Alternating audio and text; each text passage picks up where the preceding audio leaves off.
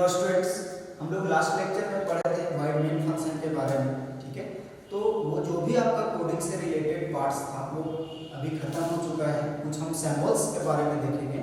ठीक है, उस लास्ट वीडियो में उधर हम लोग पढ़े हैं सीऑट, सी, वाइड मेन फंक्शन, ये सब के बारे में पढ़े। अब हम लोग प्रोग्रामिंग में कोडिंग जिस समय करते हैं उस समय कुछ सैम्पल्स का यूज करते हैं जो सारे प्रोग्राम्स में यूज किए जाते हैं। जितने प्रोग्राम होंगे सब में यूज किए जाते हैं। ठीक है, तो हम लोग नोट में इसको कुछ समझ लेंगे कि कौन कौन सा सिंबल यूज होता है। ठीक है, नोट लिख करके आप डैश दीजिएगा और इसको समझिएगा। ठीक है, नोट में हम लोग देखेंगे कि ब्रेसेस का यूज करते हैं। ब्रेसेस, इसको क्या बोलते हैं? ब्रेसेस। ठीक है, ये जो है ओपन ब्रेसेस होता है और एक होता है क्लोज ब्रेसेस। ओपन ब्रेसेस और क्लोज ब्रेसेस। ये फर्स्ट वाले को ओपन ब्रेसेस बोलेंगे और ये वाले को क्लोज ब्रेस बोलेंगे। ठीक है, तो दोनों मिला के तो क्या बना? ब्रेसेस। ठीक है, इसका यूज हम लोग करते हैं जैसे मान लो आप वाइड मेन लिख रहे थे, वाइड मेन फंक्शन। ठीक है, तो इसके अंदर में हम लोग स्टेटमेंट्स लिखते हैं जो भी आप लिख रहे हैं। तो ये जो ओपन को दिखा रहा है मीन्स ये ओपनिंग ब्रेसेस हुआ, और ये क्लोज ब्रेसेस हुआ।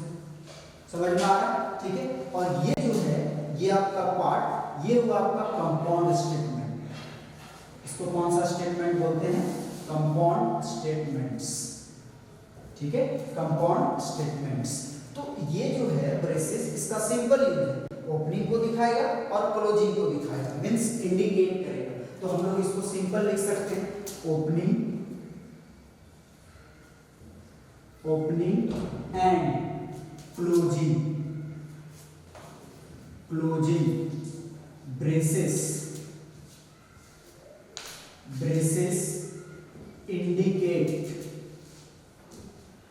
indicate the start and end of a compound statement।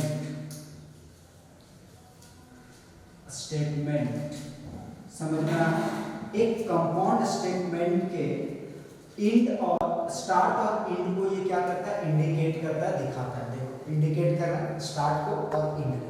Clear है वहां से? तो ब्रेसेस का यूज आया समझ में। अगर कंपाउंड स्टेटमेंट के स्टार्ट और इंड को रिप्रेजेंट करना है तो हम लोग किसका यूज करेंगे? ब्रेसेस का। एक हम लोग यूज करते हैं सेमीकोलन का। सेमीकोलन।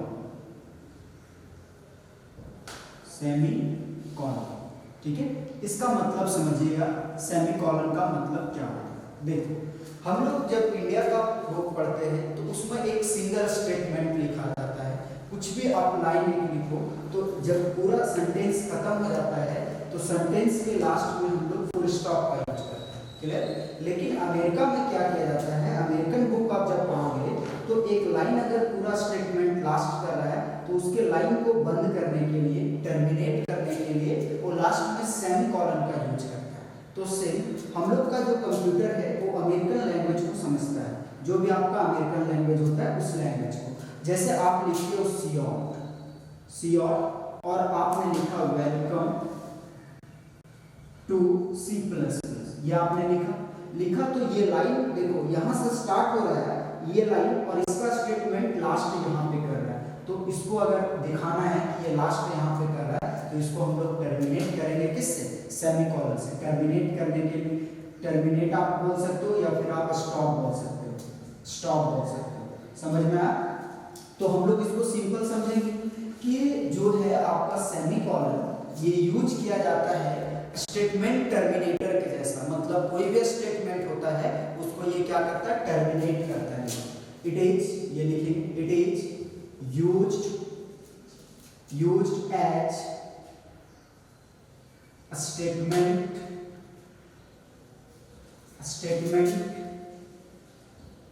टर्मिनेटर। इसके जैसा यूज किया जाता है, स्टेटमेंट टर्मिनेटर के जैसा यूज किया जाता है। It is used as statement terminator. और भी सिंपल समझना चाहो तो हम लोग ये लिख सकते हैं, every executable statement is terminated by semicolon. किसके द्वारा टर्मिनेट किया जाता है? सेमीकोलन के द्वारा टर्मिनेट किया जाता है। एग्जीक्यूटेबल मतलब रन किया हुआ पार्ट, ठीक है। रन किया हुआ पार्ट, जो भी पार्ट आपका रन कर जाएगा वो सारा पार्ट को किससे बंद किया जाएगा? सेमीकोलन से टर्मिनेट किया जाएगा, बंद किया जाएगा। समझ में आ रहा है? ये क्वेश्चन आपके ऑब्जेक्टिव में आता है, ठीक है, कि C++ प्रोग्राम में स्टेटमेंट के इंड करने के लिए, टर्मिनेट करने के लिए कौन सा सिंबल यूज करते हैं? तो सेमीकोलन का यूज करते हैं, ठीक है। नेक्स्ट आप देखोगे, एक आप यूज करते हो बैक, इसको बोलते हैं बैक स्लैश, ठीक है। बहुत सारे, ये दोनों में डिफरेंस है। ये जो है इसको बोलते हैं फॉरवर्ड स्लाइस, ठीक है। फॉरवर्ड बोलते हैं इसको, ठीक है, फॉरवर्ड स्लाइस, ठीक है। इसको क्या बोला जाता है? Forward slice. और ये जो होता है इसको हम लोग बोलते हैं बैक स्लाइस। क्या बोला जाता है? Back slice. समझ में आ रहा है? तो बहुत सारे स्टूडेंट्स में कंफ्यूजन होता है, ठीक है। वो बहुत सारे कोडिंग करेंगे तो स्लाइस यूज कर देते हैं लाइन ब्रेक करने में, तो वो गड़बड़ है, ठीक है। तो देखो ये जो है आपका बैक स्लाइस है, ये क्या है? Back slice. इसको पढ़ेंगे बैक स्लाइस एन, इस तरह से लिखो बैक स्लाइस एन। क्या पढ़ेंगे? बैक स्लाइस एन, लिख दे रहे हैं ब्रैकेट में बैक स्लाइस एन, ये रीड करते हैं बैक स्लाइस एन। इसका यूज हम लोग क्यों करते हैं? लाइन को ब्रेक करने के लिए, न्यू लाइन के लिए। फॉर एग्जाम्पल जैसे आपने लिखा सियोर, कल भी बताया था, है ना, लास्ट लेक्चर में बताया था सियोर, ठीक है। आपने लिखा वेलकम, ठीक है, और आपने ये क्लोज कर दिया, ठीक है। सियोर लिखा टू और ये क्लोज कर दिया सियोर, और आपने लिखा इंडिया, वेलकम टू इंडिया, आपने ये लिखा। अब आपको लग रहा होगा कि ये जो कोडिंग किया हुआ है ये एक लाइन में नहीं आएगा, अलग अलग लाइन में लिखे हैं, तो इसका आउटपुट जो है वो अलग अलग लाइन में आएगा। ऐसा नहीं है, ये जो है आप अगर अलग अलग लाइन में भी लिखोगे तो ये एक ही लाइन में रिजल्ट दे देगा, क्योंकि कंप्यूटर को पता नहीं कि आपको लाइन चेंज करना है या नहीं करना है। तो जब कंप्यूटर को पता नहीं होता है तो उसको बताना पड़ता है। देखो सिंपल समझिएगा, आपने पहले भी यूज किया है बैक स्लैश एन का। बैक स्लैश एन अगर हम लोग नहीं यूज करेंगे प्रोग्राम में तो वो लाइन को चेंज नहीं करेगा, ठीक है। आप अलग अलग लाइन में भी लिखोगे फिर भी वो एक ही लाइन में रिजल्ट को देगा। और अगर आप बैक स्लैश एन यूज कर देते हो, जैसे हम लोग यहाँ पे यूज किए बैक स्लैश एन, अब आप समझना, देखो हम लोग का प्रोग्राम इधर से जब रन करेगा तो पहले क्या मिलेगा? Back slash n. आपका कर्सर अगर स्क्रीन पे यहाँ पे कर्सर होता है जो पॉइंट करते रहता है, आपको पता है, ठीक है, ये पॉइंट करते रहेगा। ये जैसे बैक स्लैश एन मिलेगा वो उसको नीचे ले आएगा और प्रिंट क्या करेगा? वेलकम। क्या प्रिंट कर देगा? वेलकम। ये लाइन पूरा काम कर लिया। फिर अगले वाले लाइन में जब आएगा सियोर तो आपका कर्सर यहाँ पे रहेगा, जैसे बैक स्लैश एन मिलेगा और लाइन को नीचे ले आएगा। नीचे लाने के बाद क्या प्रिंट करेगा? टू, जो लिखा हुआ रहेगा वो टू। फिर ये लाइन रन करेगा, कर्सर अभी आपका ऊपर वाले लाइन में, फिर नीचे वाला जब काम करेगा तो बैक स्लैश एन मिलेगा तो लाइन को चेंज कर देगा, और चेंज करने के बाद क्या करेगा? डिस्प्ले इंडिया, इस तरह से प्रिंट करता है। मीन्स इसका यूज किया जाता है क्या करने के लिए? न्यू लाइन के लिए। अगर आप नया लाइन में प्रिंट करवाना चाहते हैं तो हम लोग किसका यूज करेंगे? बैक स्लैश एन का। It is used to new line. इसके लिए यूज किया जाता है, न्यू लाइन के लिए यूज किया जाता है। नेक्स्ट हम लोग पढ़ेंगे बैक स्लैश टी। इसके बारे में पढ़ेंगे, बैक स्लैश टी के बारे में। इसको हम लोग क्या बोलते हैं? Back slash T. अच्छे से दे दो थोड़ा, बैक स्लैश टी। इसको हम लोग पढ़ेंगे बैक स्लैश टी। ये पढ़ेंगे, ठीक है। इसके बारे में आप समझिएगा बैक स्लैश टी क्या होता है आपका, ठीक है।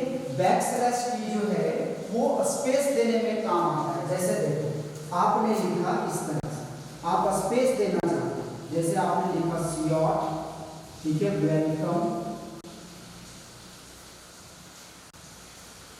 ठीक है, ये लिखा आपने, सेमीकोलन दिया, सियोर, फिर आपने लिखा बैक स्लैश टी 2, ठीक है, फिर आपने लिखा sure back slash T India, आपने ये लिखा, ठीक है।